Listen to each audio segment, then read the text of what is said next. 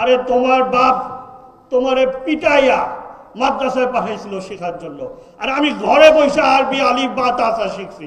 তুমি তোমারে জোর করছে বলে তুমি শিখছো, আর আমি স্ব ইচ্ছায় শিখছি। তো তুমি আমার চেয়ে বড় মুসলমান হইলে কিভাবে? আমি 3টা ভাষা শিখছি ছোটকালে স্ব ইচ্ছায়, বাংলা, ইংরেজি, আরবি। তুমি কি শিখছো?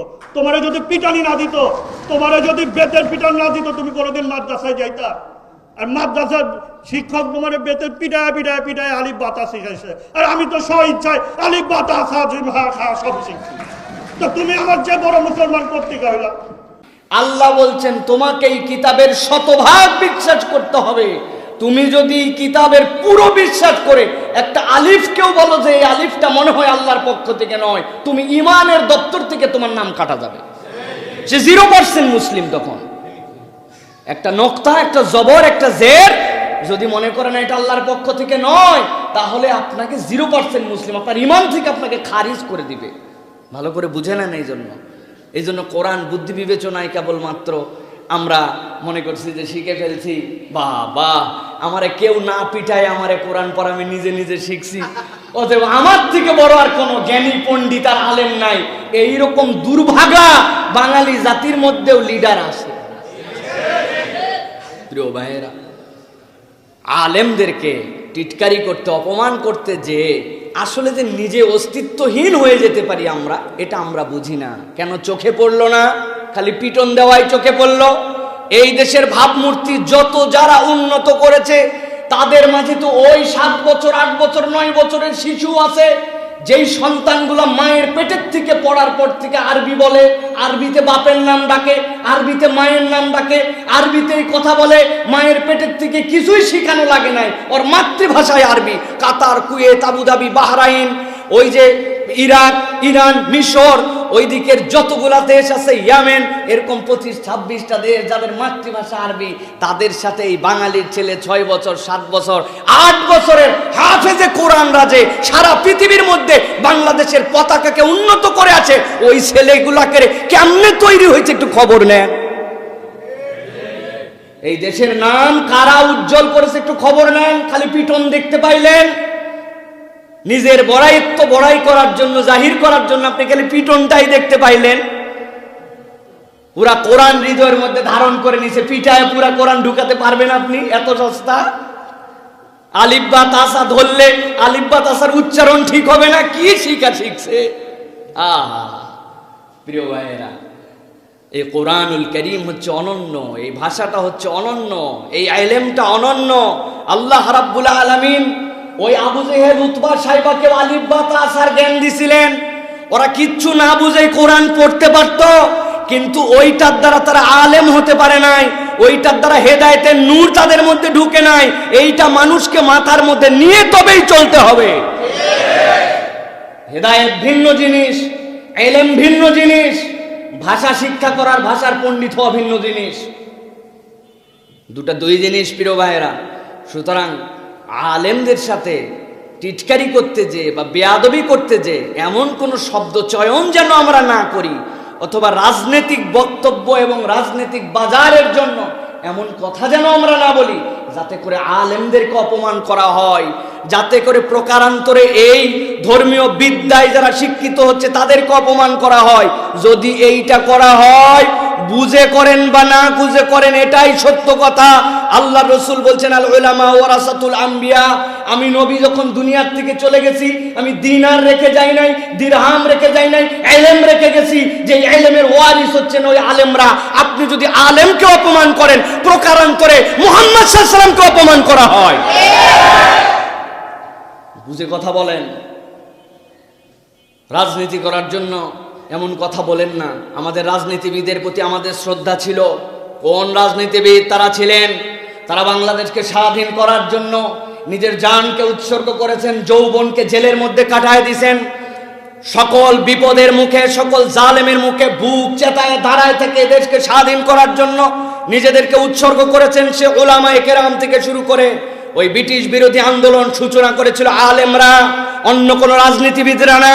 ওই ব্রিটিশের বিপক্ষে আন্দোলন করে যারা সংগ্রাম করে এই দেশকে প্রথমে ব্রিটিশ ঘেরাও করেছিলেন, তারপরে একটা দেশের সৃষ্টি, তারপরে বাংলাদেশের সৃষ্টি। সুতরাং পিছন থেকে এইখান থেকে এইটুকু ইতিহাস না বলে শুরুর থেকে উলামায়ে কেরামের ইতিহাস আপনাকে জানতে হবে।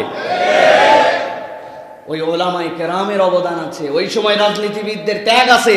এখনকার রাজনীতিবিদ তো আমাদেরকে কয়েকবার পৃথিবীর কাছে কলঙ্কজনক চ্যাম্পিয়নশিপ দিছে, আর উনার আমাদের কাছে স্বাধীনতা দিছেন। প্রিয় ভাইয়েরা, সুতরাং আমরা কারো প্রতিপক্ষ বা কাউকে আমরা হেয় করতে চাই না, কিন্তু কথাবার্তা যখন আমাদের এরকম হয় তখন কিছু কথা আমাদের শুধরানোর জন্য, কিছু কথা আমাদের সংশোধনের জন্য বলতেও হয় যে এই তকব্বরি, এই ফুটানি করে এরকম কথা বললে আপনার কথা কোথায় যেতে পারে আপনি একটু ভেবে দেখেন। মক্কায় এক লোক, এক মক্কার ছেলে তার সাথে বেয়াদবি করছিল, করতেই পারে মানবীয় ক্ষেত্রে একটা মানুষ। এক হজের হাজী সাহেব বলে বসছিল মক্কার ছেলেগুলাই সব বেয়াদব। রাত্রেবেলা রাসূল আকরাম সাল্লাল্লাহু আলাইহি সাল্লাম তাকে স্বপ্ন দেখাইছেন, ও হাজী সাহেব, কোন দেশ থেকে এসে এক ছেলের বেয়াদবিতে মক্কার ছেলেগুলাই বেয়াদব বলে বসলেন? আমি মুহাম্মদুর রাসূলুল্লাহ যে মক্কার ছেলে ছিলাম। আপনি দু একজন আলেমকে কটাক্ষ করতে যে, রাজনৈতিক প্রতিপক্ষ বানাতে যে, ঘোলা পানিতে মার শিকার করে নানান দিকে যেতে যে, আপনারা যদি এইরকম বক্তব্য দেন, জাতির সাধারণ মানুষরাও আপনাদেরকে ঘৃণা করবে, আর আল্লাহর পক্ষ থেকে আপনাদের প্রতি স্পেশাল ঘৃণা এসে যেতে পারে।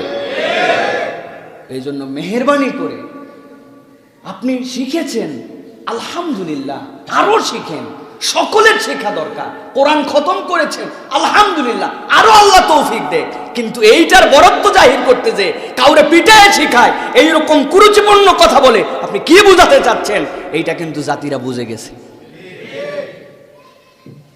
প্রিয় ভাইয়েরা, আল্লাহ রাব্বুল আলামিন আমাদের সকলকে বুঝ দান করেন। আল্লাহ রাব্বুল আলামিন কুরআনুল কারীমের মধ্যে এই পয়গম্বরদেরকে দিয়ে আমাদেরকে একটা শিক্ষা দিচ্ছেন, একটা বার্তা দিচ্ছেন। কি বার্তা দিচ্ছেন? আল্লাহ রাব্বুল আলামিন সূরা আম্বিয়ার মধ্যে সর্বপ্রথম আল্লাহ রাব্বুল আলামিন হযরত আইয়ুব আলাইহিস সালামের কথা বলছেন। আল্লাহ রাব্বুল আলামিন বলছেন, ওয়া আইয়ুবা ইয নাদা রাব্বাহু আন্নী মাসসানিয়াদ-দুররু ওয়া আনতা আরহামুর রাহিমিন। হযরত আইয়ুব আলাইহিস সালাম বলছেন, হে আল্লাহ, তুমি তো আমাকে দেখোই, আমার কি অবস্থা, আমার কি পেরেশানি, আমার কি শরীরের অবস্থা। 1 বছর 2 বছর নয়, 18 বছর ধরে রব্বুল আমিন আমি এই রোগাক্রান্ত হয়ে আছি। আল্লাহ, আজকের দিনে তোমার কাছে একটা ফরিয়াদ দিলাম। কি ফরিয়াদ দিলাম? আন্নী মাসসানিয়াদ-দুররু, রব্বুল আমিন আমি বেকারার, আমি বেকারার। তোমার কাছে বলছি, ওয়া আনতা আরহামুর রাহিমিন, যত দয়ার ভান্ডার সবই তো তোমার কাছে, ওই রকম দয়াবানের কাছে আমার আর যেটা আমি উপস্থাপন করলাম। কেন এই কথা বলছিলেন হযরত আইয়ুব আলাইহিস সালাম? বিভিন্ন তাফসিরের ভিতরে বিভিন্ন কথা লেখা হয়েছে। এর মধ্যে কিছু কিছু তাফসিরের মধ্যে এসেছে হযরত আইয়ুব আলাইহিস সালাম যখন অসুস্থ হতে শুরু করলেন, এর আগে প্রাচুর্যবান ছিলেন, তার ধন সম্পদ ছিল প্রচুর, কিন্তু যখন অসুস্থ হইতে শুরু করলেন, একে একে তার পাশ থেকে তার পরিবারের লোকরা সরে যেতে শুরু করলো। সরতে সরতে সরতে সব মানুষ তার পাশ থেকে সরে গেল। কেবল 2 জন মানুষ তার কাছে ছিলেন, তারাও সব সময় থাকতেন না। সকালে একজন আসতেন, বিকালে একজন আসতেন। একজন, ওই 2 ব্যক্তি কোনো একদিন সকালবেলা একত্রিত হয়েছিল, হওয়ার পরে একজন আরেকজনের সাথে আলোচনা করছে। আলোচনা করতে করতে বলছে, আরে আইয়ুব, এই আইয়ুবের অবস্থা এরকম কেন?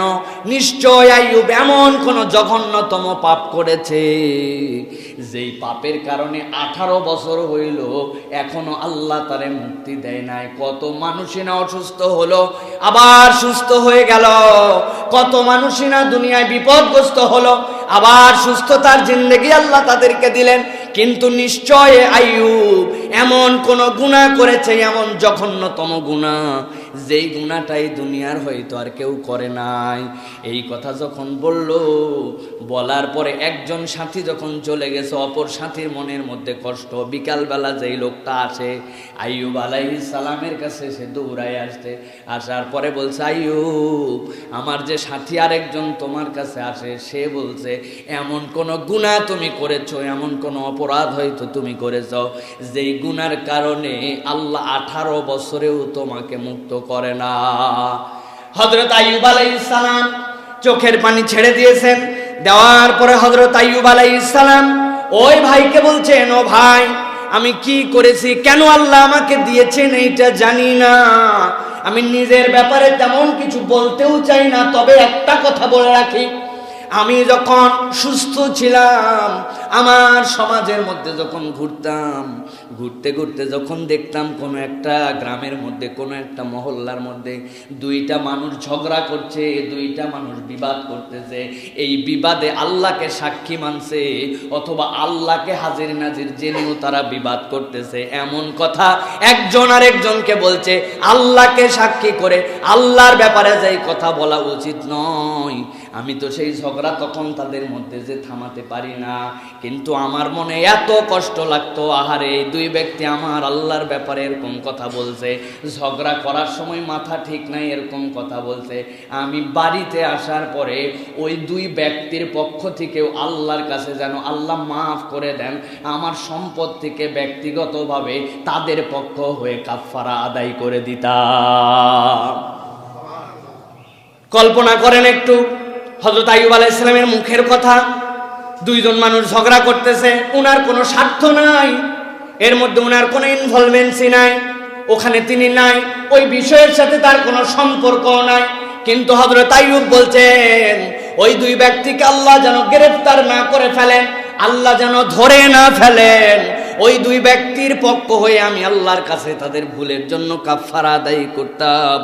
এইটুকু বলেই থেমে গেছেন।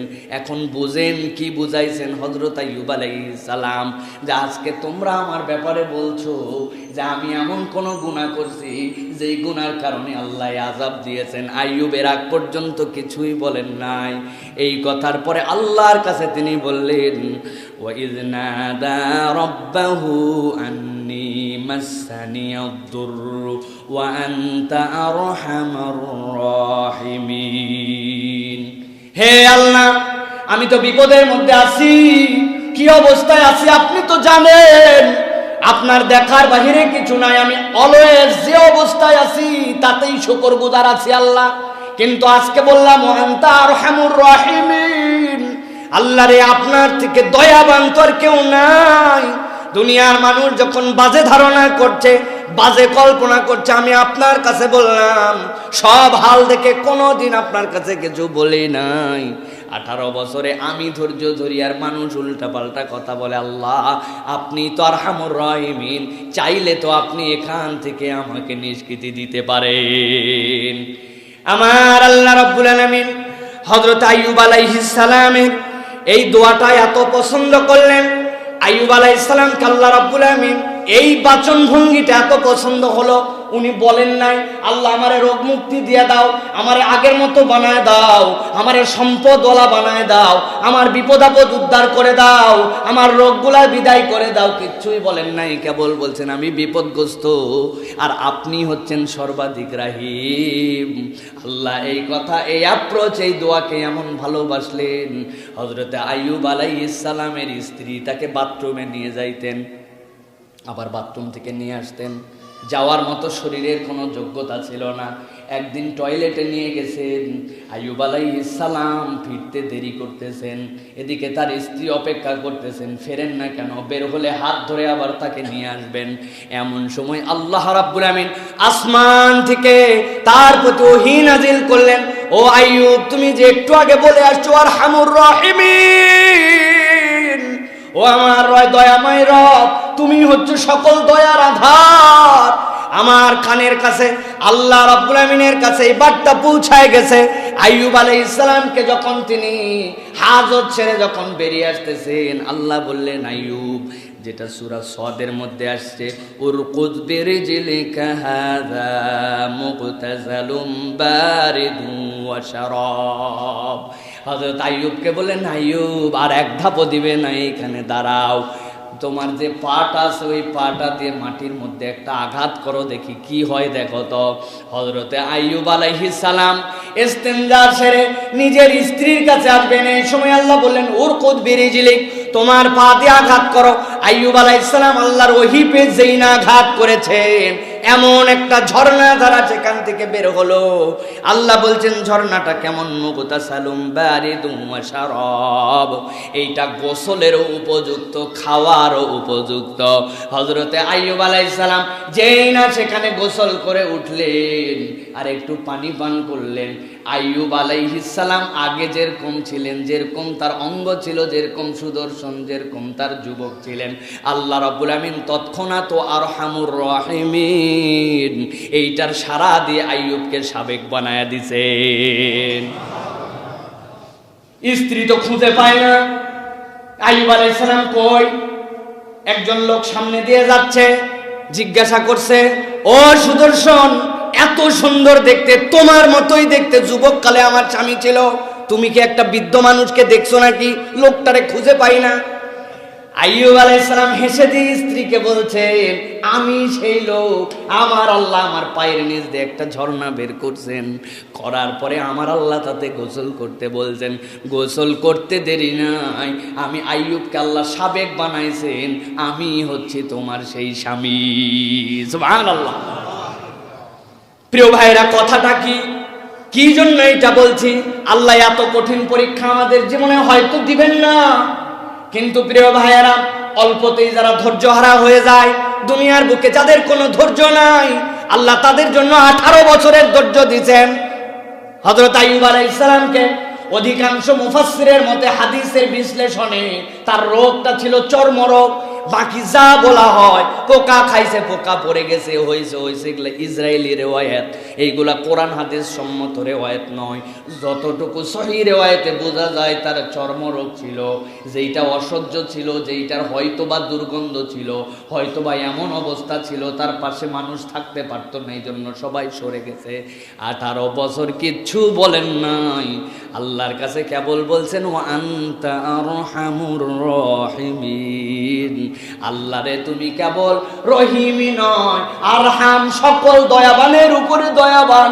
আমার আল্লাহ তার আহ্বান এত পছন্দ করেছেন, হযরত আইয়ুব আলাইহিস সালামকে রব্বুল আলামিন মুক্তি দান করে দিয়েছেন। হযরত আইয়ুব আলাইহিস সালাম মুক্তি আল্লাহ রাব্বুল আলামিন তাকে দিয়ে দিলেন। এর আগে আইয়ুব আলাইহিস সালামের উপরে আল্লাহ কেন খুশি হলেন? হাদিসের মধ্যে, মুসলিম শরীফের একটা হাদিসের মধ্যে আসছে, আইয়ুব আলাইহিস সালাম যে আরহামুর রাহিমিন বলা মাত্র আল্লাহ রাব্বুল আমিনের উথাল পাথাল রহমত চলে আসলো। কেন? হযরত আইয়ুব আলাইহিস সালাম যখন অসুস্থ ছিলেন, তার স্ত্রী তার সাধ্যের মধ্যে সেবা শুশ্রূষা করেছেন, চায় আমার স্বামীটা ভালো হোক, কেমনে হবে, কার কাছে গেলে হবে, কোন ডাক্তার দেখালে হবে, আমার সাধ্যের মধ্যে চেষ্টা করতে আছেন। এমন সময় শয়তান একদিন ডাক্তার বেশে আসছে, আসার পরে আইয়ুব আলাইহিস সালামের স্ত্রীকে বলছে, তোমার স্বামীর আমি ট্রিটমেন্ট করতে পারি, তোমার স্বামীর যদি আমি চিকিৎসা করি ভালো হয়ে যাবে। বলে তাই নাকি? তাইলে তো বড়ই ভালো হয়, আপনার জন্য কি দিতে হবে তার বিনিময়ে বলেন, আমি তাই চেষ্টা করব। আইয়ুব আলাইহিস সালামের স্ত্রীকে বলছে, কিচ্ছু দেওয়া লাগবে না, কেবল একটা কথা বলতে হবে। কি বলতে হবে? তোমার স্বামী যখন ভালো হয়ে যাবে তুমি বলবে ওই ডাক্তারই এবং তার ট্রিটমেন্টের দ্বারাই সে ভালো হয়েছে, এইটুকু বলতে হবে। আইয়ুব আলাইহিস সালামের কাছে আসছেন স্বামী, এমন একজন ডাক্তার আসছে, সে কোনো বিনিময় চায় না, টাকা পয়সা চায় না, কিচ্ছু চায় না, খালি একটা কথা বলতে বলছে, কি? আপনি যখন সুস্থ হয়ে যাবেন বলতে হবে এই ডাক্তারই আপনারে ভালো করে দিছে। আইয়ুব আলাইহিস সালাম অসুস্থ অবস্থায় রেগে গেছেন, আল্লাহর নবী বলে কথা, ঈমান জানেন। বলো আমার স্ত্রী তুমি জানো না সে ছিল শয়তান, সে প্রকারান্তরে এই কথার দ্বারা তোমার আমার ঈমান চুরি করতে আসছিল। তুমি ওই লোকের সাথে কথা বললে কেন? আমাকে আল্লাহ যদি সুস্থ করে দেয় 100টা বেত তোমারে মারবো। কয়টা?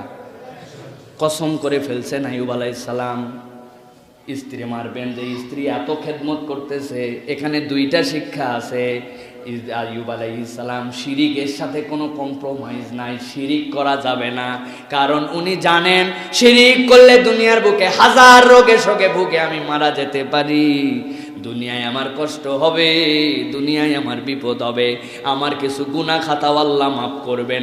আর ওই পারে যাওয়ার পরে আমি যদি সাবের হই, আমি যদি ধৈর্য ধরে যেতে পারি, আমার আল্লাহর বিনিময় দিবেন।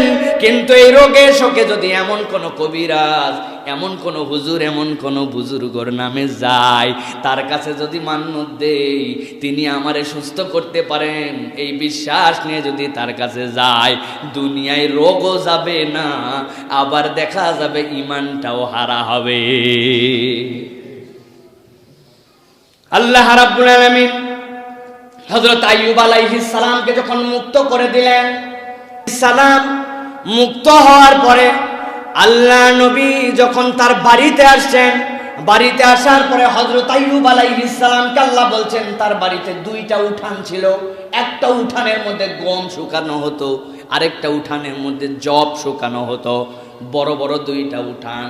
আল্লাহ নবী যখন সুস্থ হয়ে আসছেন, আল্লাহ রাব্বুল আমিন আরহামুর রাহিমিনের এমন বদলা দিলেন, আসমান থেকে এক খণ্ড মেঘ আসলো, মেঘ আসার পরে ওই উঠানের উপরে দাঁড়ায় গেল। দাঁড়ানোর পরে যেই উঠানটাতে গম শুকানো হতো, আসমান থেকে আল্লাহ রাব্বুল আমিন এমন পরিমাণ স্বর্ণের মুদ্রা বর্ষণ করলেন, ওই উঠান স্তূপ হয়ে গেল। পাশে আরেকটা মেঘ আসলো, যেইটার মধ্যে জব শুকানো হতো, তার মধ্যে আল্লাহ এত পরিমাণ রূপা বর্ষণ করলেন যে ওই বাগানটা, ওই মাঠটা, ওই উঠানটা রূপা দিয়ে আল্লাহ স্তূপ বানায় দিলেন। আমার আল্লাহ রাব্বুল আমিন বলছেন কিভাবে আমি তাকে পছন্দ করলাম, কেন এই নিয়ামতগুলা তাকে দিলাম। আল্লাহ বলছেন ফাস্তাজাবনা লাহু ফাকাশাফনা মা বিহি মিন দুররিন ওয়া আতাইনা আহলাহু ওয়া মিসলাহুম মাহুম রাহমাতাম মিন ইনদিনা। আল্লাহ বলছেন আইয়ুবের আহ্বান আমি শুনতে পেলাম, ফাস্তাজাবনা লাহু তারে উত্তর দিলাম, ফাকাশাফনা দূর করে দিলাম, মা বিহি মিন দুররিন তার যত রোগ বলাই ছিল আমি আল্লাহ সব দূর করে দিলাম, ওয়া আতাইনাহু আহলাহু আর তার যে পরিবারগুলা তার থেকে সরে গিয়েছিল, দূরে চলে গিয়েছিল, আমি আল্লাহ আবার পরিবারগুলাকে মিলায়ে দিলাম। এরপরে আল্লাহ বলছেন ওয়া মিসলাহুম মাহুম রাহমাতাম মিন ইনদিনা আর আমি আল্লাহ তার প্রতি অনুরূপ আরো দিলাম, আমার পক্ষ থেকে রহমতের দুয়ার খুলে দিলাম। সুবহানাল্লাহ। আল্লাহ নবী হযরতে দাউদ আলাইহিস সালাম থেকে শুরু করে হযরতে মূসা আলাইহিস সালাম, ঈসা আলাইহিস সালাম, যত পয়গম্বর এসেছেন আল্লাহ রাব্বুল আমিন সব পয়গম্বরকে পরীক্ষা করেছেন। কিন্তু আল্লাহ রাব্বুল আমিন আপনার আমার জন্য এখানে যে পরীক্ষা করলেন হযরতে আইয়ুব আলাইহিস সালামকে, আল্লাহ রাব্বুল আমিন আইয়ুব আলাইহিস সালামের বিষয়টা একটু ভিন্নভাবে উপস্থাপন করেছেন। খেয়াল করে দেখেন, অসুস্থ হওয়ার কারণে পরিবার দূরে সরে গিয়েছিল, আল্লাহ তারে কেবল সুস্থই করলেন না, আল্লাহ রহমত দিয়ে তার কাছে তার পরিবারকে আবার ফেরত দেওয়ালেন, তার স্ত্রীকে ফেরত দিলেন। আল্লাহ কি বললেন, খালি এইটুকু দিলে তো বরাবর হইতো। আরহামুর রাহিমিন কেমন করে? আল্লাহ বলছেন ওয়া মিসলাহুম মাহুম রাহমাতাম মিন ইনদিনা আমার বান্দাকে আরো অনুরূপ দিলাম। সুবহানাল্লাহ। এইটার ব্যাখ্যার মধ্যে আরেকটা ব্যাখ্যা আছে পরের আয়াতের মধ্যে, সেটা আল্লাহ নিজেই ব্যাখ্যা করেছেন। অদ্ভুত কথা।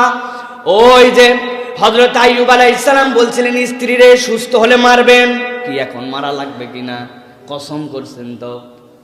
আল্লাহ বলছেন হে আইয়ুব আপনার প্রতি আমি রহম করলাম। আল্লাহ নিজে বুদ্ধি শিখায় দিচ্ছেন তার নবীকে। কি বুদ্ধি শিখাচ্ছেন? আল্লাহ বলছেন আপনি কসম নষ্ট করেন না, কসম নষ্ট করেন না। আপনি এক আঁটি ওই যে জব অথবা ঘাস অথবা এরকম কিছু তোলেন যার মধ্যে 100টা শলাকা থাকবে। ঝাঁটা চিনেন আপনারা? খেরের ঝাঁটা, তারপরে বিভিন্ন ধরনের শনের ঝাঁটা, চিকন চিকন শন 100টা আঁটি আছে, এইটা দিয়ে আপনি কসম নষ্ট করেন না, আপনার স্ত্রীর গায়ে একটু আঘাত দেন।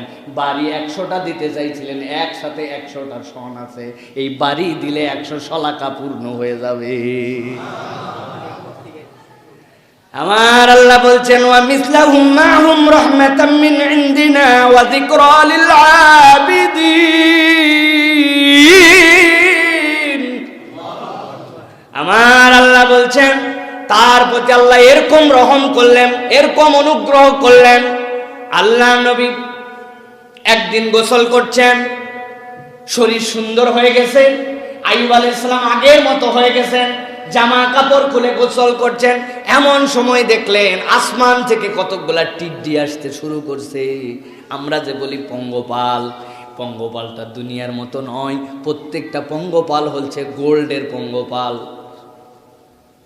স্বর্ণের পঙ্গপাল, পাখা উড়াইতে উড়াইতে আসতে স্বর্ণের।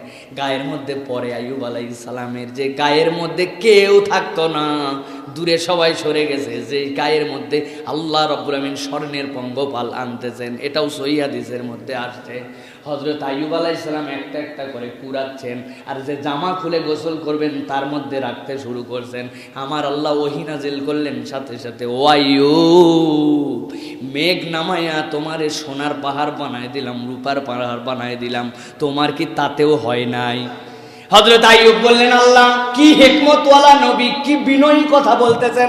ও আল্লাহ, তুমি আমারে দিছো, তাতে তো আমার কোনো সমস্যা নাই, কিন্তু আমার আল্লাহর পক্ষ থেকে যত বরকত আছে কোনো বরকতেরই তো আমি অমুখাপেক্ষী নয়। আমার ওই ধন সম্পদ আছে বলে আমার আল্লাহ আরেকটা বরকত দিছেন, আমি বড়লোক হয়ে গেছি, আমি নিব না সেইটা এরকম তো নয়। আমার আল্লাহর পক্ষ থেকে যা বরাকা আছে আমি চিরদিন তার মুখাপেক্ষী। সুবহানাল্লাহ। কি শিক্ষা দিলেন আল্লাহ?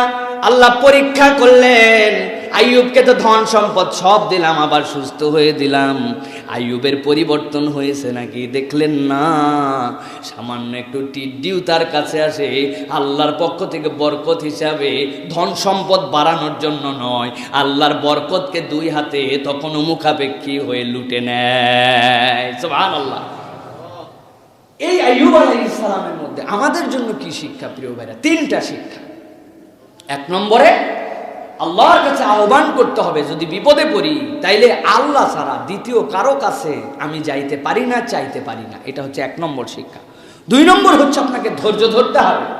আল্লাহ রাব্বুল আলামিন আপনার প্রতি যদি বিপদ দেন তাহলে আপনাকে ধৈর্য ধরতে হবে। আর 3 নম্বরে আল্লাহ রাব্বুল আলামিন যদি আপনাকে দয়া করেন, কখনো আপনার মধ্যে এই অহংকার আনা যাবে না, এই চিন্তা আনা যাবে না যে আমারে যা দিছে আল্লাহ আমি সাফিসিয়েন্ট, দুনিয়ার মানুষ আল্লাহ ছাড়া কেউ সাফিসিয়েন্ট না, এইটা স্বীকার করে দুনিয়ায় জীবন যাপন করতে হবে। আল্লাহ ছাড়া সবাই মুখাপেক্ষী, আল্লাহুস সামাদ, কেবল আল্লাহই মুখাপেক্ষী, এইটা আপনার মনের মধ্যে গেঁথে নিতে হবে। অনেক সময় আমাদের মধ্যে চলে আসে, আরে আমার যা আছে লাগবে না, এটা না হলেও চলবে, আমার ওইটা না হলেও চলবে। ঠিক আছে আপনার কথা, কিন্তু এই দাম্ভিকতা যেন আল্লাহ পর্যন্ত ধাক্কা না মারে, এই দাম্ভিকতা আল্লাহ পর্যন্ত যেন ধাক্কা না মারে। আমি এই আমিত্ব বিসর্জন দিতে হবে। আমিত্ব বিসর্জন জন্য আল্লাহ হজ আপনার আমার জন্য ফরজ করেছেন। দুনিয়ার কোথাও এই আমিত্বর প্রপার বিসর্জন আর দেওয়া যায় না। নামাজে প্রাথমিক প্রস্তুতি আর হজে হচ্ছে আখেরি প্রস্তুতি, এই দুইটা আল্লাহ রাব্বুল আমিন শেখানোর জন্য নিয়ে গেছেন। এক কাপড়, এক ভূষণ, এক চুল, একই জায়গায়, একই কাজ, একই রকম, একই সময়, একই দিন, একই স্থান, সব ওয়াক্তিম মাখসুস, আমালিম মাখসুস, বিতরিকিন মাখসুস। আল্লাহ রাব্বুল আমিন নির্ধারিত সময়ে, নির্ধারিত পদ্ধতিতে, নির্ধারিত কাজ, নির্ধারিত দিবসে, নির্ধারিত ওয়াক্তে আল্লাহ রাব্বুল আমিন বান্দাকে একভাবে করাইছেন। তুমি ট্রিলিয়নিয়ার হও আর তুমি রাস্তার ফকির হও, সব এক। এটা হজ ছাড়া প্রপারলি কোথাও শেখানো যায় না। আরাফাত থেকে বেরোইছেন, মুজদালিফায় আসছেন, আয় হায় হায়, আপনি কোটি কোটি টাকার মালিক হলেও আপনার মাথার উপরে তাবু চলবে না, ওই জমিনেই পড়ে থাকতে হবে, আপনাকে দুলার উপর আপনি ফেলে আছেন। বলতে পারবেন না তুমি কে আর আমি কে, হ্যাঁ? কোনো বলার সুযোগ নাই। তুমি যাই হও, মুহাল্লিকিনা রুসাকুম, যাওয়ার পরে নেড়া করে ফেলাও। একজন সারা জীবন খালি খেপাইছেন, তোর মাথা স্টেডিয়াম, হ্যাঁ, আপনার চুলগুলা সুন্দর, আল্লাহ বলছেন এখন সব স্টেডিয়াম হও, একবারে ফাইলা দাও, সব ফালাও, সব মাথার চুল ফালাই দাও। আল্লাহ রাব্বুল আমিনের বিধান এইগুলো। তাওয়াফ ওই 3 দিনের মধ্যে আসতে হবে, তুমি ভিআইপি হওয়ার যাই হও, ওই 3 দিনের মধ্যে এসেই তোমাকে তাওয়াফ করতে হবে, কষ্ট হবে, ওর মধ্যে চাপ হবে, ওর মধ্যে এটা হবে সেটা হবে, কিন্তু এর মধ্যেই তোমাকে নির্ধারিত সময়ে প্র্যাকটিস করতে হবে। কোনো অজুহাত চলবে না। আপনি যত বড় যাই হন, আপনি যদি মনে করেন কোনোই আপনার অজুহাত নাই, আপনি বড় লোক মানুষ, আপনি সাদা কাপড়ই পরবেন কিন্তু সেলাই করে একটু জুব্বা টুপি পরে যাবেন, হবে নাকি ভাই? হবে? কোনোভাবেই হবে না প্রিয় ভাইরা। এই জন্য আল্লাহ রাব্বুল আলামিন বলছেন, এইটা আম্বিয়াদেরকে আল্লাহ শিখাই দিয়েছেন যে আল্লাহর কাছেই আমি মুখাপেক্ষী, আর দুনিয়ায় মানুষ হিসাবে কিছু গ্রেডের কম বেশি থাকলেও সেইটা যেন অহমিকার কারণ না হয়। আল্লাহর দিকে আমি মুখাপেক্ষী আছি, এই ফলো আপ দিয়ে আমার জীবনকে চালাতে হবে। এটা হচ্ছে আইয়ুব আলাইহিস সালাম থেকে আল্লাহ রাব্বুল আমিন আমাদেরকে শিখিয়েছেন। শেষ কথা আইয়ুব পর্যন্ত বলে আল্লাহ শেষ করে দিতে পারতেন, কিন্তু ছোট্ট 2টা মাত্র শব্দ দিয়ে একটা বাক্য আল্লাহ বানাইছেন। আল্লাহ বলছেন ওয়া যিকরা লিল আবিদিন, যারা আমার ইবাদত করতে চায়, আবেদ বান্দা, তাদের জন্য এর মধ্যে শিক্ষা আছে। কে বলতেছেন এই কথা? আল্লাহ। এটা হচ্ছে উপসংহার। আমরা যে লিখি সূচনা, এরপরে আমরা লিখি ব্যাখ্যা, এরপরে শেষে যে উপসংহার, আল্লাহ বলছে যিকরা লিল আবিদিন, বান্দারা খালি কথা বলে দিলাম, গল্প শুনে সুবহানাল্লাহ বললে আহা আইয়ুব আলাইহিস সালাম এরকম ছিলেন, কি আল্লাহর ভালো বান্দা, কিভাবে আল্লাহ মুক্তি দিলেন, না, ওয়া যিকরা লিল আবিদিন, তুমি যদি আল্লাহর ইবাদত গুজার বান্দা হও, আমি আল্লাহ বললাম এর মধ্যে তো তোমার জন্য স্মরণ করার মতো বিষয় আছে। এখন ফাইন্ডিংসটা আপনারে খুঁজে নিতে হবে, পড়তে হবে আপনাকে। তার জন্য আপনি এটা পড়েন, পড়ে পড়ে শিখেন, সূরা আম্বিয়া পড়তে শুরু করেন, 80 নম্বর আয়াত থেকে 112 নম্বর আয়াত পর্যন্ত পড়ে দেখেন, মজার মজা। ঈমান খালি তাজা আর তাজা আল্লাহ রাব্বুল আমিন করার জন্য এইগুলা দিয়েছেন।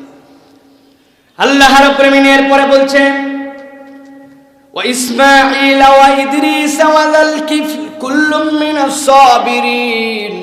আমি আল্লাহ আরো 3 জনের নাম বললাম। একজনকে তো চিনো, ইসমাইল, আরেকজন হচ্ছেন ইদ্রিস, আরেকজন হচ্ছেন জালকিফিল। মুফাসসিররা মতভেদ করেছেন জালকিফিলকে আল্লাহ নবী ছিলেন কিনা।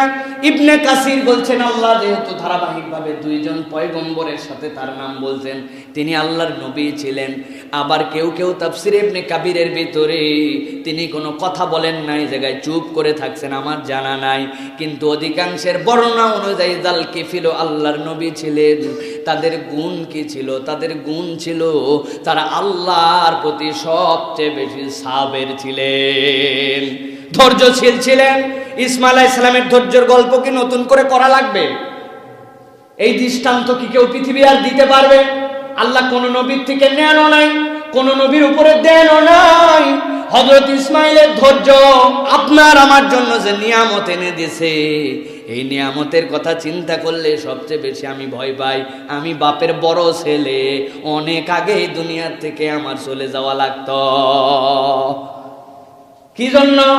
ও ইসমাঈল আলাইহিস সালাম, আল্লাহ নবী বললেন আমি যে স্বপ্ন দেখেছি, উনি বললেন যা দেখছেন আপনি তাই করেন, আপনি দেখতে পাবেন।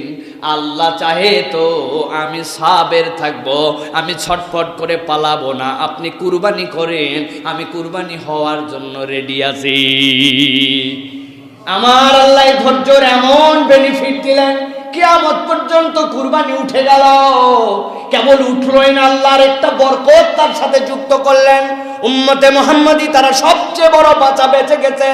আজকের দিনে সব মানুষের চেহারা পরিষ্কার হয়ে যেত যদি ইসমাঈল আলাইহিস সালাম ওই ধৈর্য না ধরতেন। অনেকেই জানেন, অনেকেই জানেন না, হযরত ইব্রাহিম আলাইহিস সালামের আগ পর্যন্ত কুরবানি দেওয়া লাগতো। কুরবানিটা জবেহ করার পরে মাঠের মধ্যে দিয়ে আসতে হতো।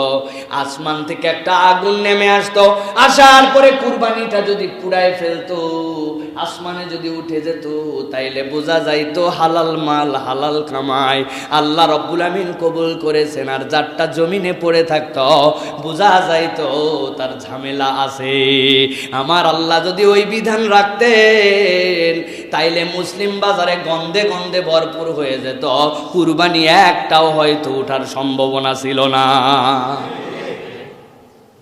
আমার আল্লাহ রাব্বুল আমিন বলছেন ওয়া ইসমাঈল ওয়া ইদরিস ওয়া যাল কিফলি কুল্লুম মিনাস সাবিরিন। আল্লাহ বলছেন, ও ইসমাইল, ও ইদ্রিস, ওই জাল কিফিল যেই নবীর কথা বললাম, তাদের থেকে শিক্ষা কি তোমাদের? তাদের থেকে শিক্ষা হচ্ছেন তারা প্রত্যেকে সাবের ছিলেন, ধৈর্যশীল ছিলেন। তোমরাও এই ধৈর্যশীলতার গুণাগুণটা নিজেদের মধ্যে আয়ত্ত করো। এবার আল্লাহ রাব্বুল আমিন বলছেন, এই নবী রাসূল যাদের ধৈর্য ছিল, এই ধৈর্যের পুরস্কারটা তারা কি পেয়েছেন?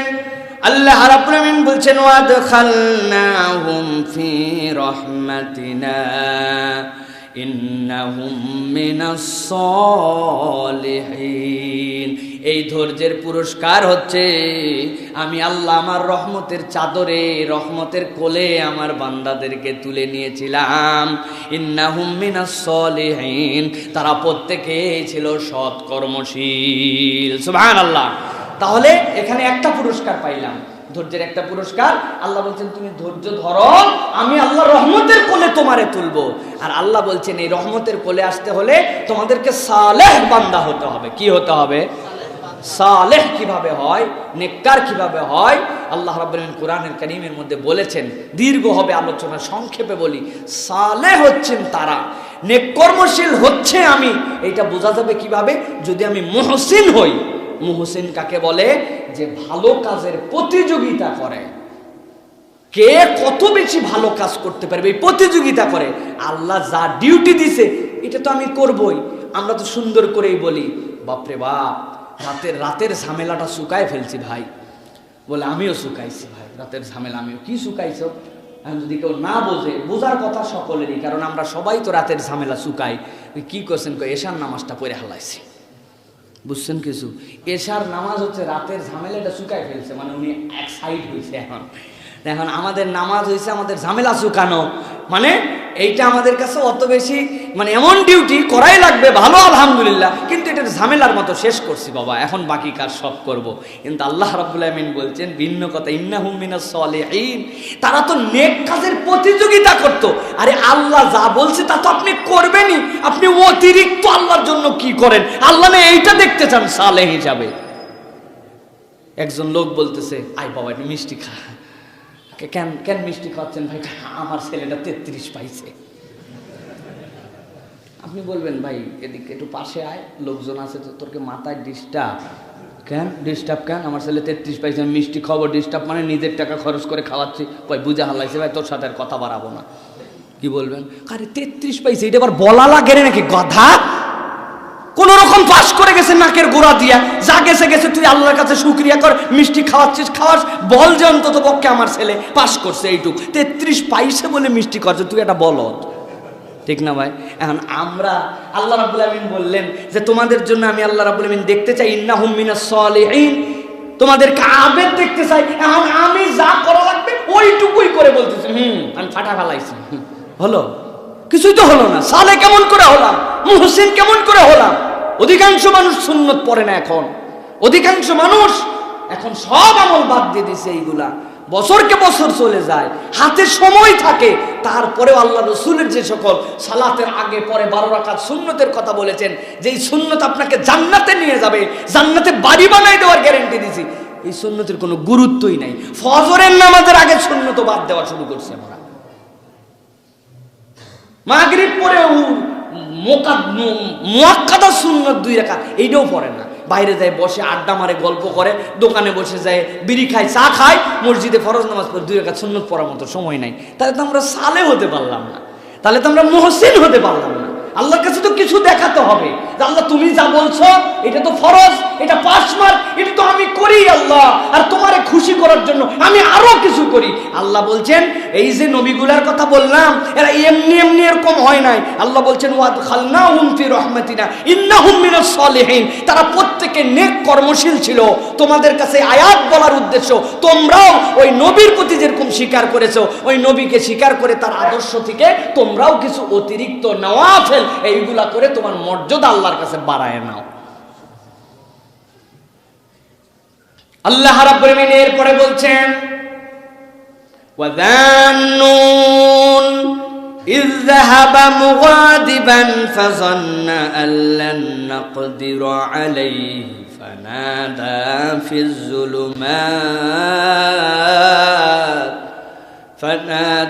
في الظلمات أن لا إله إلا أنت سبحانك إني كنت من الظالمين। আল্লাহ বলছেন এবার একটা পয়গম্বরের কথা বলবো, তার নাম তোমাদের কাছে আগে বললাম না, তার আমি আদর করে বললাম জান্নুন, মাসওয়ালা নবী। কোন নবী? কোন নবী? হযরত ইউনূস আলাইহিস সালাম। আল্লাহ রাব্বুল আলামিন বলছেন জান্নুন, ও তো মাসওয়ালা। সুবহানাল্লাহ।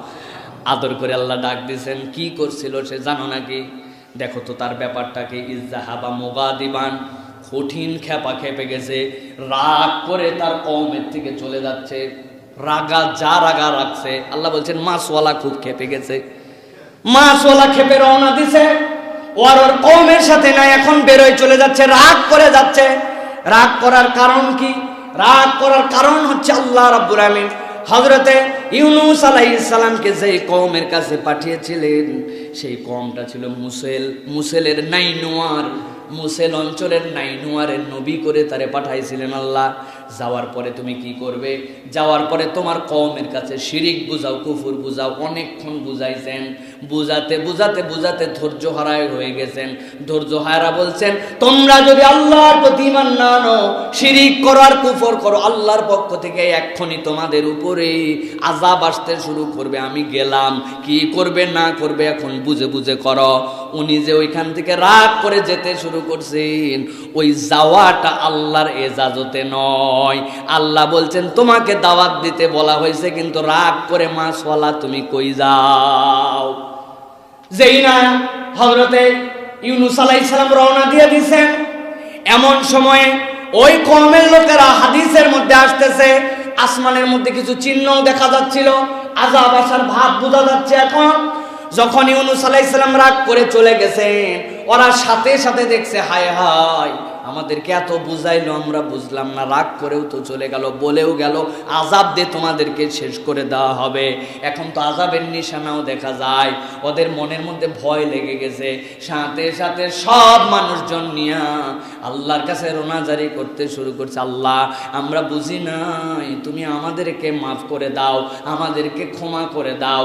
আল্লাহর কাছে ক্ষমা পাওয়ার জন্য তারা তাদের যত পশু পাখি যা ছিল গৃহপালিত, তাদের মায়েদের কোলে যে সন্তান ছিল, মাদেরকে একদিকে করেছে, সব সন্তান দিকে আলাদা করছে, মায়ের সাথে সন্তানদেরকে রাখে নাই। এখন চিন্তা করেন তো, দুধের শিশু, যেই শিশু কোলের শিশু, যেই শিশু মা ছাড়া কিছু বোঝে না, ওইগুলারে আলাদা করছে আর মাদেরকে আলাদা করছে। পরিবেশ কেমন হবে? কান্নাকাটির রোল উঠে গেছে। আল্লাহর কাছে যখন ফরিয়াদ করতে শুরু করছে এইভাবে, আল্লাহ আমাদের সন্তানদেরকে পর্যন্ত আলাদা করছি, ওদের তো কোনো গুনাহ নাই, আর আমরা যারা বুঝে বুঝে তোমার প্রতি শিরিক করছি, কুফর করছি, আমরা আলাদা হয়েছি, তুমি আমাদেরকে মাফ করে দাও। আল্লাহর কাছে দোয়া করে আর সবাই মিলে একটা বনের দিকে পালায় যাচ্ছে। আল্লাহর আযাব আসলো বলে আল্লাহ ওই বান্দাদের এই ফরিয়াদ আর এই অভিনব পদ্ধতিকে এমন পছন্দ করছেন, আমার আল্লাহ তাদের ইস্তিগফার কবুল করে তাদের ঈমানকে আল্লাহ রাব্বুল আমিন কবুল করে নিছেন। হযরত ইউনূস আলাইহিস সালাম চিন্তা করছেন আমার কওম তো এতক্ষণ ধ্বংস হয়ে শেষ, আমি তো রাগ করে চলে আসছি তাদের কাছ থেকে, আমার কওমের তো আর কোনো বাঁচার কায়দা নাই। কিন্তু কিছুদিন পরে খবর পেয়ে দেখছেন আরে আমার কওম তো একদম ঠিকঠাক আছে, কিছুই তো হয় নাই, তারা দিব্যি সুন্দর জীবন যাপন করতেছে। উনি আসছেন, আসার পরে চিন্তা করছেন হায় হায় আমি যদি আমার কওমের কাছে এখন ফেরত যাই তাহলে কি হবে? বলে কি হবে মানে, উনার কওম যতই খারাপ হোক, আগে শিরিক করুক, আগে কুফর করুক, তাদের একটা সেখানকার ট্র্যাডিশন ছিল। কি ট্র্যাডিশন? যদি কেউ মিথ্যা বলে আর তার মিথ্যা যদি প্রমাণিত হয়ে যায়, তাহলে সমাজের সবাই মিলে তারা হত্যা করে ফেলে। হযরত ইউনূস আলাইহিস সালাম কি বলে গেছেন? তোমাদের তওবা কবুল হবে না, তোমাদের বিপদ আছে, কিন্তু আসমান থেকে এক্ষুনি তোমাদের প্রতি গজব আসবে, তোমাদেরকে আল্লাহ ধ্বংস করে দিবে। ওদের তো গজব আসে নাই, মিথ্যা ভয় তাহলে হয়ে গেছে। হযরত ইউনূস আলাইহিস সালাম চিন্তা করছেন এখন তো আমার কওমের কাছে গেলে অপদস্থ হতে হবে, এইটার প্রমাণে উল্টা তো তারা আমাদেরকে হত্যাও করে ফেলতে পারে। হযরতে ইউনুস আলাইহিস সালাম সাথে সাথে তার কওমের থেকে এখন পালাতে শুরু করছেন। ফাযান্না আল্লাম নাকদিরা আলাইহি, তিনি বলতেছেন, আল্লাহ বলছেন আমার ইউনুস ওই মাসওয়ালা মনে করছিল আল্লাহ বোধহয় তার রাস্তা সংকীর্ণ করবেন না। তার ধারণা আমি যে দাওয়াত দিছি, আমার কাজ যে পর্যন্ত করছি যথেষ্ট করছি, আমি তো তাদের কাছে ডাকছি, সত্যিই তো বলছি তোমরা যদি কুফর করো, শিরিক করো তাহলে তোমাদের বিপদ আছে, তো মিথ্যা বলি নাই, আমি তো আমার দায়িত্ব পালন করছি। অতএব আমি দায়িত্ব পালন করে এখন রাগ করেই যাই আর খুশি হয়ে যাই, আমি যাচ্ছি, আমার আল্লাহ মনে হয় আমার আর ধরবেন না, এটা তার ধারণা। আল্লাহ রাব্বুল আমিন বলছেন ফানাদা ফিজ যুলুমাত, আল্লাহ বলছেন আল্লাহ কেবল ধরলেনই না, তার এই ভুল ভাঙানোর জন্য আল্লাহ তারে অন্ধকারের উপরে অন্ধকার দিয়ে আবৃত করলেন। কেমনে আবৃত করলেন আমার আল্লাহ রাব্বুল আমিন সেটাও বর্ণনা করেছেন। হযরতে ইউনুস আলাইহিস সালাম যখন চলে যাচ্ছেন, দ্রুতগামী যাচ্ছেন, যেতে যেতে যেতে সামনে একটা বড় নদী বেঁধে গেল, বিশাল একটা নদী, সমুদ্রের কথাও আসছে। ওইটার মধ্যে যখন তিনি পৌঁছালেন, পৌঁছানোর পরে এক নৌকা ভর্তি লোক যাচ্ছে, নৌকায় উঠে পড়ছেন তিনি। নৌকায় উঠে পড়ার পরে মাছ দরিয়ায় যখন নৌকা চলে গেছে, নৌকা টলমল করে, ব্যালেন্স হয় না, একজন দুইজন লোক বেশি আছে। হযরতে ইউনুস আলাইহিস সালাম হৃষ্টপুষ্ট সুঠাম দেহি বিশাল আকার এক মানুষ, নৌকালারা সবাই বলল একজন রেখান থেকে চলে যেতে হবে, নৌকায় ঝাঁপ দিলে নৌকার থেকে যদি নেমে যায় বাকি সবার প্রাণ বাঁচবে, যে কোনো একজনের স্যাক্রিফাইসে সকলকে বাঁচাতে হবে। তুই যা, তুই যা, তুই যা, আর তোর বয়স হয়ে গেছে, তুই যা। কেউ কে যায় নাকি? বলে কি বুপাই? আল্লাহ রাব্বুল আমিন কোরআনে বলছেন ইয আবাকা ইলাল ফুলকিল মাসউন ফাসাহামা ফাকানা মিনাল মুদহাদিন। লটারির মধ্যে নাম লেখো, সবার নাম লেখা হয়েছে, এবার লটারি তোলো, যার নাম উঠবে তারে ঝাঁপ দেওয়া লাগবে। যতবার লটারি আর যতবার নাম, লোক একখানি মাসওয়ালা। হযরত ইউনুস আলাইহিস সালামের নাম উঠে গেছে, উপায় নাই, শরীরের যে সকল কাপড় লাগবে না সেইগুলো ছেড়ে দিলেন, দিয়ে ঝাঁপ দিয়ে দিলেন। ঝাঁপ দিতে দেরি নাই, আল্লাহর উপরে তাওয়াক্কুল করে ঝাঁপ দিয়েছি। আল্লাহর সাথে সাথে তিমি মাছরে নির্দেশ দিয়েছে দৌড় লাগা। এক দৌড়ে যাওয়ার পরে আমার ইউনুসরে গিলে ফেল, কিন্তু এই গিলাটা খাওয়ার জন্য নয়, ওই পেটের মধ্যে রাখার জন্য তুই রাখ। ইউনুস আলাইহিস সালামকে পেটের মধ্যে ঢুকাইছে, যেই বেগে আসছে, যেই বেগে গিলছে, ওই বেগে সমুদ্রের নিচে চলে গেছে।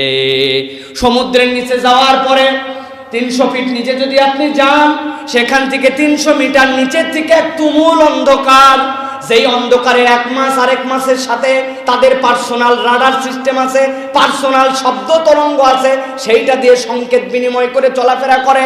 ওইখানে কোনো আলো নাই, এক অন্ধকার সমুদ্রের নিচের অন্ধকার, আরেক অন্ধকার মাসের অন্ধকার, আরেক অন্ধকার তার পেটের অন্ধকার, আরেক অন্ধকার নিজের জীবন নিয়ে চিন্তার অন্ধকার।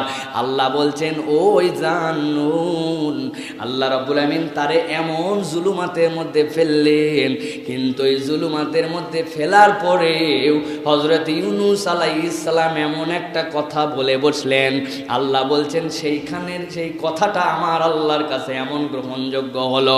সে কি বুঝলো? সে বুঝলো ওই যে রাগ করে গিয়েছিলাম এইটা করা আমার ঠিক হয় নাই, আল্লাহর হুকুম ছাড়া যে বেরিয়ে আসছিলাম এইটা ঠিক হয় নাই, ওরা আমাকে মারবে কি মারবে না, মিথ্যা প্রতিপন্ন করবে কি করবে না, এইটা আমার চিন্তায় আল্লাহ তৌহিদে আমারে জানান নাই। আমার সিদ্ধান্তে আমি নৌকায় উঠে গেলাম, নামও যেহেতু আমারটা উঠছে, বুঝতে পারছে সব আমার আল্লাহর খেলা। অতএব আমি সেই অন্ধকার প্রকোষ্ঠ থেকে আল্লাহকে ডাক দিলাম, লা ইলাহা ইল্লা আনতা সুবহানাকা ইন্নী কুনতু মিনাজ জালিমিন।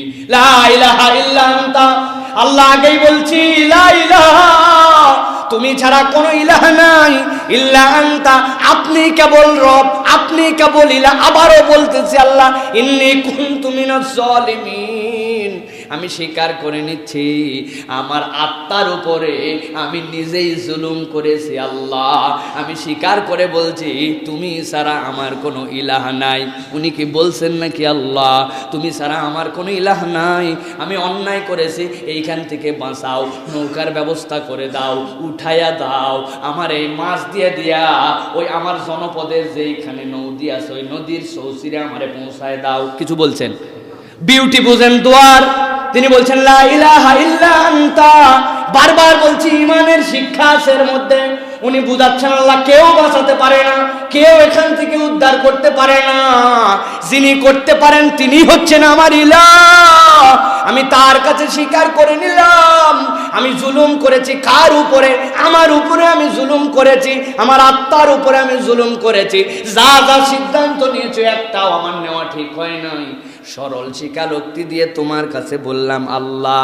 আল্লাহ বলছেন আমার ইউনুসের দোয়া আমার কাছে এত মকবুল, এত মকবুল। আল্লাহ রাব্বুল আমিন সাথে সাথে তার রিপ্লাই দিয়ে দিলেন ফাস্তাজাবনা লাহু ওয়া নাজ্জাইনাহু মিনাল গামালিকা নুনজিল মুমিনিন। আল্লাহ বলছেন আমি তার উত্তর দিলাম, আমি রব্বুল আমিন সেখান থেকে তাকে মুক্ত করলাম। কি থেকে মুক্ত করলাম? গম। ভালো করে বোঝেন আল্লাহর শব্দ চয়ন। আল্লাহ রাব্বুল আমিন বলছেন ফাস্তাজাবনা লাহু, আমি আল্লাহ তার উত্তর দিলাম। উত্তর আমি রব্বুল আমিন সেখান থেকেও শুনতে পাইছি ইউনুসের। এরপরে আমি আল্লাহ বলছি নাজ্জাইনাহু মিনাল গাম, আমি তাকে দুশ্চিন্তা থেকে মুক্ত করলাম, মাছের পেট থেকে নয়। কিসের থেকে মুক্ত করছেন? তার মানে বোঝা যায় একটা মানুষের জীবনের সবচেয়ে বড় সমস্যার নাম হচ্ছে দুশ্চিন্তা। কে? 1000 কোটি টাকার মালিক, 3 ব্যাংকের থেকে নিচে টাকা, ওই টাকার সুদ দেওয়া লাগবে, প্রত্যেক মাসে তার 100 কোটি টাকা ইনকাম, কোম্পানির খরচ টরচ আবার দেখা যাচ্ছে 80 কোটি টাকা, 20 কোটি টাকা থাকে, 1000 কোটি টাকার ঋণ। চিন্তা কারে বলে উনি জানে, ঠিক কিনা? আরেকজন রাতে 3টার সময় যায়, এশার নামাজ পড়ে ঘুমায়, টুকরির মধ্যে ঘুমায় যায়, রাত 3টার সময় কাউরান বাজার জেগে ওঠে, মাথায় করে করে বোঝা টানে, মাথায় করে কপি টানে, ফুলকপি টানে, বেগুন টানে, টানার পরে সকাল হতে হতে 8টার মধ্যে 700-800 টাকার কামাই হয়ে যায়। বাজার সুন্দর করে হাতে নিয়ে বউরে দেয়, এরপরে সকালের খাবারটা খায়, জোহর পর্যন্ত দে ঘুম কেসে ঘুম, ওর কোনো চিন্তাও নাই, কিছু নাই। ওইটার নাম হচ্ছে শান্তি, আগেরটার নাম কিন্তু শান্তি নয়। দুনিয়ার বিশ্লেষণে সব কিন্তু মিলবে না। আল্লাহ রাব্বুল আমিন বলছেন এই জন্য আল্লাহর কাছে কি চাবে? এ আল্লাহ তুমি আমার পেরেশানি দূর করে দাও, আয় আল্লাহ তুমি আমার গাম দূর করে দাও, তুমি আমার দুশ্চিন্তা দূর করে দাও। আল্লাহ যদি দুশ্চিন্তার ভাগ নিয়ে নেন আর আল্লাহ যদি আপনার দুশ্চিন্তা দূর করে দেন, আপনার আমার জীবনে আর কোনো পেরেশানি বলে কিছুই থাকবে না। আমার আল্লাহ বলছেন কোন দুয়ার বরকতে এটা হইছে, লা ইলাহা ইল্লা আনতা সুবহানাক ইন্নী কুনতু মিনাজ জালিমিন। আয় রব্বুল আমিন, আমি তোমার কাছে বলছি সরল স্বীকারোক্তি, আমি আমার অন্তরের উপর জুলুম করেছি। আমার অন্তরের উপরে জুলুম মানে আমার অন্তরকে তো তোমার পথে চলানোর জন্য তুমি তৈরি করছো, কিন্তু আমি সেই অন্তরকে আমার ইচ্ছায়, আমার প্রবৃত্তির তাড়নায়, আমার মতামত অনুযায়ী চলাইছি। এইটা তো আমার ঠিক হয় নাই। আল্লাহ আমি এই জুলুম থেকে তোমার কাছে নিস্তার চাই। আল্লাহ বলছেন বান্দার দোয়াই ফাস্তাবজাবনা লাহু ওয়া নাজ্জাইনাহু মিনাল গাম, আমি আল্লাহ কেবল দোয়াই শুনি নাই, তার দুশ্চিন্তাকে আমি আল্লাহ দূর করে দিয়েছি। ওয়া কাযালিকা নুনজিল মুমিনিন। এর আগ পর্যন্ত বলে যদি আল্লাহ রেখে দিতেন আমাদের তাহলে গল্পই খালি শুনতে হতো, কিন্তু আল্লাহ উপসংহারে এখানেও বলছেন ওয়া কাযালিকা নুনজিল মুমিনিন। কিয়ামত পর্যন্ত যত ঈমানদার, যত মুমিন হবে, ওই ইউনুস যেরকম মুক্তি পাইছে দুশ্চিন্তা থেকে, তার কিছু সিদ্ধান্তে ভুল ছিল, তারপরেও সরল স্বীকারোক্তি আল্লাহর কাছে তওবা ফেরত আসার কারণে যেরকম ইউনুস আমি আল্লাহ বাঁচাইছি, ও ইমানদার তুমিও চিন্তা করো না, আমি রব সেই রবি আছি, আমি এইরকম করে যুগে যুগে যুগে যুগে যুগে যুগে ইমানদারদেরকে মুক্ত করে দিব। যালিকা নুনজিল মুমিনিন। আল্লাহ রাব্বুল আলামিন বলছেন এরকম করে আমি ঈমানদারদেরকে বাঁচাবো। সো এই হাদিসের মধ্যে তিরমিজির মধ্যে আসছে, আল্লাহ রাসূল বলছেন কেউ যদি আল্লাহর কাছে এই দোয়া, ইউনূস নবীর দোয়া যদি তার মাকসুদ হাসিলের জন্য পড়ে, আমার আল্লাহ তাকে দিয়েই দেন। ইমাম নাসিরউদ্দিন আলবানী রাহমাতুল্লাহ হাদিসকে হাসান বলেছেন, সহিহ বলেছেন। কেউ যদি আল্লাহর কাছে লা ইলাহা ইল্লা আনতা এটা বুঝে আর নিজের জুলুমের স্বীকারোক্তি দেয়, বান্দার হক নষ্ট না করে, আমার আল্লাহ ওই বান্দা যত পেরেশানিতে থাক এই দোয়া যদি অন্তর থেকে ধারণ করে করতে পারে, আল্লাহ রাব্বুল আলামিন ওই ইমানদারকে মুক্ত করে দেন। কে বলেছেন? আপনার আমার নবী সাল্লাল্লাহু আলাইহি সাল্লাম বলেছেন। প্রিয় ভাইরা, কিন্তু এই দোয়ারেও আমরা এখন বিজনেস টার্ম বানাইছি। কি ভাই, বিজনেস না? কি সাংঘাতিক বিজনেস! 1 লক্ষ বার খতম, 2 লক্ষ বার খতম, এলাকায় আমার বিপদ পড়ছে, আমার গার্মেন্টসের সমস্যা হয়েছে, আমার অমুক হয়েছে, তমুক হয়েছে, আমার ছেলে আমার মেয়ে অমুক পাশ ফেল, অমুক ঝামেলা তমুক ঝামেলা, বিপদ আপদ উদ্ধারের জন্য এলাকার হুজুর টুজুর সবাই নিয়ে যায়, লাগাও তেঁতুলের বিচি, আমরা পরে হুলুস্তুর করে ফেলতেছি। আর যিনি আয়োজন করছেন উনি তো আলেম ওলামা আসছে, অবশ্যই ইজ্জত করতে হবে। উনি খাসির গোশত রান্নায় ব্যস্ত আছে, গরুর গোশত, তেহারি সব খাওয়ানোর জন্য পেরেশান। কে আসতেছে কে না যাচ্ছে, উনার বিপদ সাইফুল্লাহ পড়তেছে, বেলাল সাহেব পড়তেছে, হুজুর সাহেব পড়তেছে, আপনি পড়তেছেন, কি পড়তেছেন? লা ইলাহা ইল্লা আনতা সুবহানাকা, আল্লাহ তোমার পবিত্রতা ঘোষণা করছি, তুমি ছাড়া কোনো ইলাহা নাই।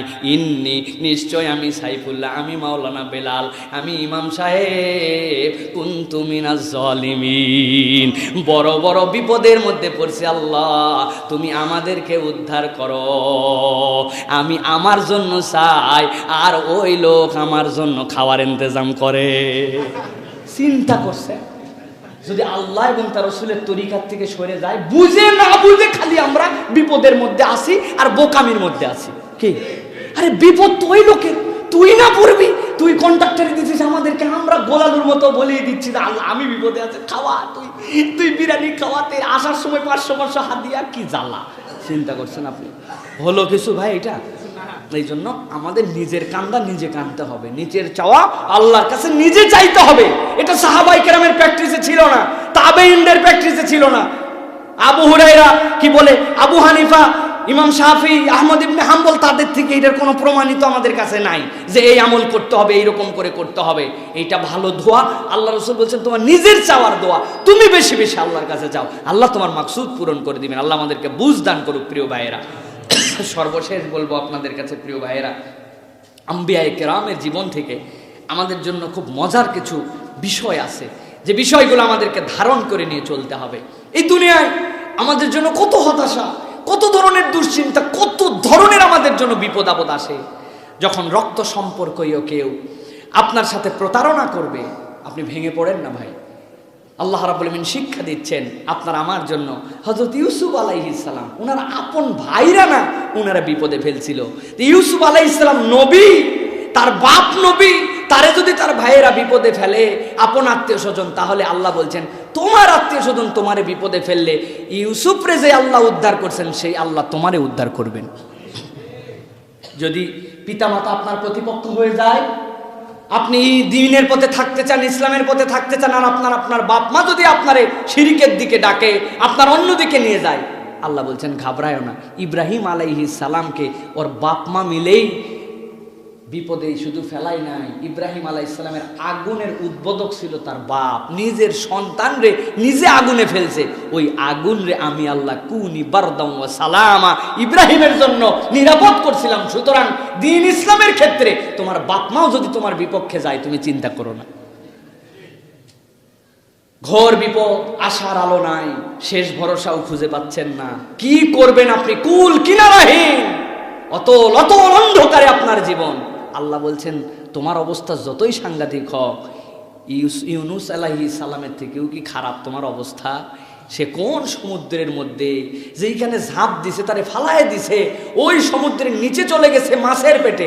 আমি আল্লাহ রাব্বুল আলামিন যদি ইউনূসরে হেফাজত করতে পারি, তোমার নবীর শিক্ষা, তুমি যেখানে কোনো পথ দেখতে পাবে না, ঘোর তমাশা তোমার লেগে যাবে, তুমি তোমার নবীর দিকে শিক্ষা নিয়ে আল্লাহর কাছে চাও, আমি আল্লাহ তোমারে উদ্ধার করব। আপনার বিরুদ্ধে অপবাদ, আর গুজবে পুরা দুনিয়া আপনার প্রতিপক্ষ, দুনিয়ার সবাই আপনার বিপক্ষে অপবাদ দিচ্ছে, গুজব দিচ্ছে, মিথ্যা কথা বলতেছে। আল্লাহ বলছেন ভয় পেও না, নবী পত্নী উম্মাহাতুল মুমিনিন আল্লাহ রাব্বুল আলামিন নিজে যাকে বিয়ের জন্য পছন্দ করে রাসূলের সাথে সম্পর্কিত করেছেন, তোমাদের মায়ের বিপক্ষে, আয়েশার বিপক্ষে কি না অপবাদ রটাইছিল। তোমার অবস্থা কি তার চেয়েও খারাপ? তুমি কি আয়েশার থেকে উন্নত নিজেকে ভাবতেছ? সম্ভব নয়। সুতরাং আয়েশার বিপক্ষে যদি অপবাদ হয়, পুরা এলাকা যদি ছড়ায় যায়, এইটার সাথে যদি সিদ্ধান্ত নেওয়ার ক্ষেত্রে রাসূল আকরাম সাল্লাল্লাহু আলাইহি ওয়াসাল্লামকে দ্বিধাগ্রস্ত করেছে, আয়াত এসে তারপরে এটাকে বিশুদ্ধ করেছে, তোমার ঘাবড়ানোর কোনো কারণ নাই। তুমি যদি হকের উপরে থাকো, পুরা পৃথিবী অপবাদ, পুরা পৃথিবীর মিথ্যাচার তোমার কিছুই করতে পারবে না। তুমি সেখান থেকে শিক্ষা নিয়ে নাও।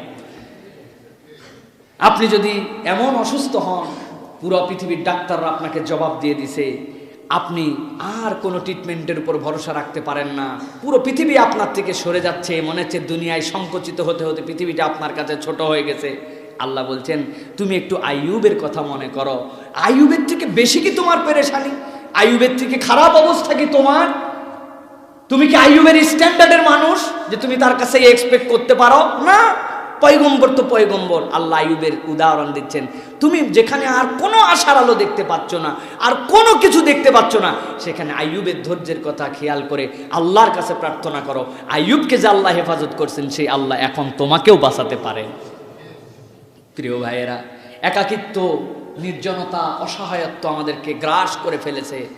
আমাদের অনেক সময় একাকিত্ব আমাদেরকে হতাশায় নিমজ্জিত করে, আমরা অস্থির হয়ে যাই। দুনিয়ার মানুষ তো আমার কাছ থেকে সরে যাচ্ছে, আমি দ্বীন ইসলামে চলার কারণে আমার বন্ধু বান্ধব, এখন আমার সেই অবস্থা নাই, আমার কেমন যেন মনে হচ্ছে দুনিয়া সংকীর্ণ হচ্ছে। আল্লাহ বলছেন তুমি কার সন্তান? তুমি তো আদমের সন্তান। আদমকে তো আমি আল্লাহ একা করেই বানাইছি, তারপরে না তার সঙ্গী সৃষ্টি করছি। যেই আল্লাহ আদমকে একা করে বানালেন, তার সন্তান হিসাবে তুমি এই একাকিত্বের উপরে সবর করলে আমি আল্লাহ তোমার যোগ্য সঙ্গী বিলাই দেব। সে আদম আলাইহিস সালাম থেকে আল্লাহ আমাদেরকে শিখাচ্ছেন, কোনো যুক্তি দিয়েই আপনি অবস্থার কারণ ব্যাখ্যা করতে পারছেন না। কেন এইটা হলো, কেন এমন হলো, এরকম হওয়ার তো কথা ছিল না। আমার তো যুক্তিতে, ধারণাতে, জ্ঞানে, বুদ্ধিতে, আমার সামাজিকতায়, আমার এতদিনের এক্সপেরিয়েন্সে কিছুই মিলাতে পারতেছি না। আল্লাহ বলছেন তবুও হতাশ হয়ো না। নূহ আলাইহিস সালামের কথা মনে করো তো, কোন সময় নৌকা বানাতে লাগছে, পানি নাই, কিচ্ছু নাই, মরুভূমির মধ্যে নৌকা বানায় মানুষজন, তারে উল্টা পাল্টা কথা বলে শেষ করে দিছে, কোনো লজিকে মিলাই নাই, কোনো যুক্তিতে কুলাই নাই। ওই সময় নূহ আলাইহিস সালামকে আল্লাহ মনে করছিলেন যে এটা করানো লাগবে, তাই আল্লাহ করাইছেন। সুতরাং তোমার যদি এরকম কখনো অবস্থা হয়, লজিক না মিলে, দুনিয়ার হিসাব না মিলে, ঘাবড়ায়ও না বান্দা। নূহ আলাইহিস সালামকে যেরকম আল্লাহ তার নির্দেশ দিয়েছিলেন, পালন করেছিলেন, তুমি আল্লাহর নির্দেশের উপরে থাকো, আল্লাহ রাব্বুল আলামিন তোমার জন্য একটা রাস্তা বের করে দিবেন। সর্বশেষ আপনার আমার জন্য আপন লোকজন আপনারা নিয়ে কৌতুক করে, আপন লোকজন দ্বীনের উপরে চলার কারণে আপনারা নিয়ে তামাশা করে, দুনিয়ার সব আপন মানুষগুলো আপনার প্রতিপক্ষ হয়ে যায়। আপনার মাতৃভূমি, আপনার থাকার জায়গা, আপনার ঘর, আপনার চিরাচেনা পরিবেশ, যেই মানুষ আপনার এতদিন পর্যন্ত ভালো মানে, তারাও আস্তে আস্তে আপনার থেকে দূরে চলে যায়। আল্লাহ বললেন এই জীবনটা সবচেয়ে কঠিন মুহাম্মদ সাল্লাল্লাহু আলাইহি সাল্লামের প্রতি হয়েছিল।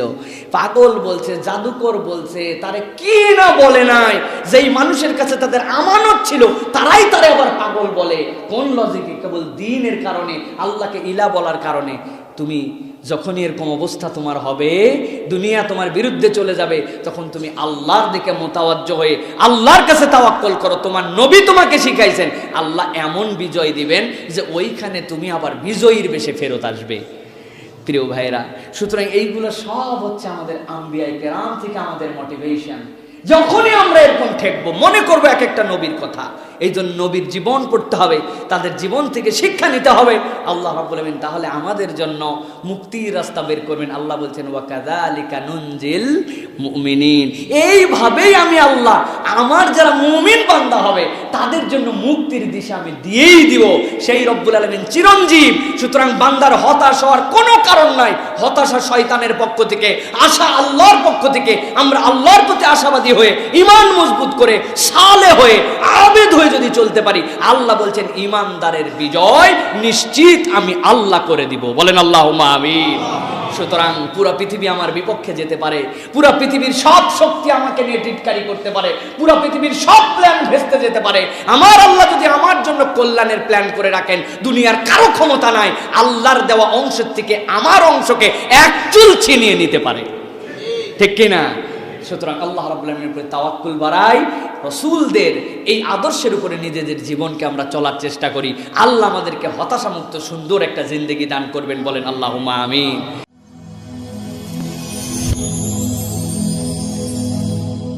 Rose TV 24. Enjoy by listening to the Holy Quran.